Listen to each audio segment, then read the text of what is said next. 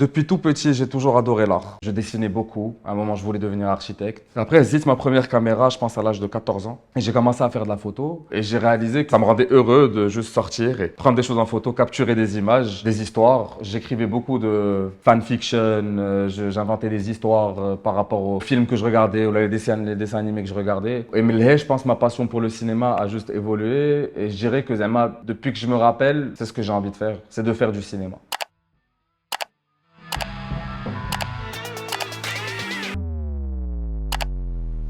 Bonjour, je m'appelle Taha Aziz, je suis réalisateur et producteur. J'ai juste في دار البيضاء ولد كازا درت la crèche l'île au trésor, petit bout de paradis sur terre, très bon souvenir. Et après l'île au trésor, j'ai commencé le système américain. Donc j'ai d'abord American Academy كانت à l'époque في l'Oasis. Je suis resté حتى le CM1. من لهيه après تحولت l'école américaine ديال كاليفورنيا فين درت le collège et le lycée وشديت un bac américain et international aussi.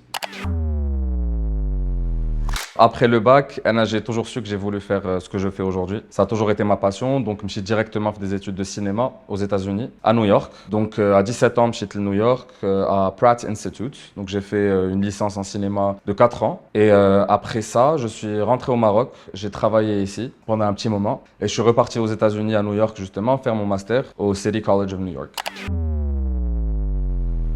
Vraiment, le premier cachet de Chiti, je travaillais dans un supermarché aux États-Unis. Et c'était mon premier job d'étudiant. J'étais dans la section acer et charcuterie. C'était la même section. Donc, j'étais dans la dinde, où on sauve les jus de céleri, de concombre, d'excès healthy pour les riches de New York. Je travaillais 6 à 7 heures par jour, 3 fois par semaine. Les jours où je me suis fait faire le travail.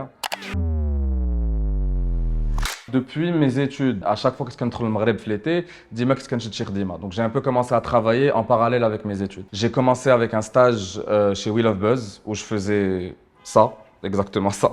On faisait des concepts vidéo, je proposais des différents concepts. Et c'est là-bas où j'ai appris, si tu veux, le côté communication, le côté marketing du métier. J'ai aussi travaillé pour Express pendant le Covid, où on créait des concepts par rapport au Covid, vidéo, que je dirigeais ça aussi. Et c'est qu'après que je me suis vraiment dirigé vers le cinéma, chez B Electric Studios à New York. Et c'était un shift de nuit où je travaillais de 5h de l'après-midi à 7h du matin. Et j'étais technicien de studio. Ce qui en gros veut dire, tu stoppes le studio, tu sors le camionnette. Et c'est là où je pense que j'ai vraiment appris les valeurs du métier dans un plus gros contexte et un grand contexte parce que c'était quand même un grand studio où on avait beaucoup de productions de Netflix, Hulu, de grosses pubs qui venaient tourner là-bas. Et mon job, c'était de m'assurer que tout le matériel était là, de faire l'inventaire, de livrer tout le matériel aux clients et de m'occuper des espaces studio. Après ça, j'ai travaillé en freelance. J'ai fait beaucoup de campagnes publicitaires et j'ai commencé à faire de la production, c'est-à-dire être project manager et je produisais des pubs, des commercials, que ce soit aux États-Unis ou ici. J'ai fait de Nike, Victoria's Secret, j'ai fait travailler sur une pub pour l'ouverture de New York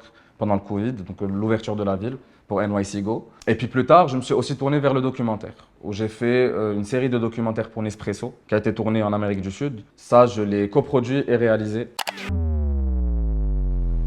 Au corps actuel, je travaille sur une série aux États-Unis, à New York NIT. Et en parallèle, j'ai écrit et réalisé mon premier grand court-métrage qui a été reconnu à assez grande échelle. Il a été reconnu par le National Board of Review des États-Unis. Premier Marocain à avoir eu une subvention du National Board of Review. Ce qui quand même reste un exploit et une fierté pour moi et de représenter mon pays dans ce sens-là.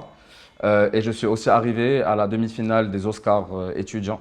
Premier Marocain aussi arrivé à ce stade-là des Oscars étudiants pour un film que j'ai coproduit, réalisé par Sophie Power, qui est une réalisatrice irlandaise. Je travaille aussi en parallèle sur un projet documentaire sur la scène trap et rap au Maroc, qui Inch'Allah sera distribué sur les plateformes en ligne, qui fait partie d'une docu-series qui prend place sur différents pays arabes. Donc Donkey Skin, c'est le nom du court-métrage que j'ai écrit, réalisé, coproduit avec Kenza Ben Halima, aussi connu sous le nom de Who's Kenza. Très bel exploit, ce petit film qui, Inch'Allah, sera distribué en mi-2026 sur différentes plateformes en ligne.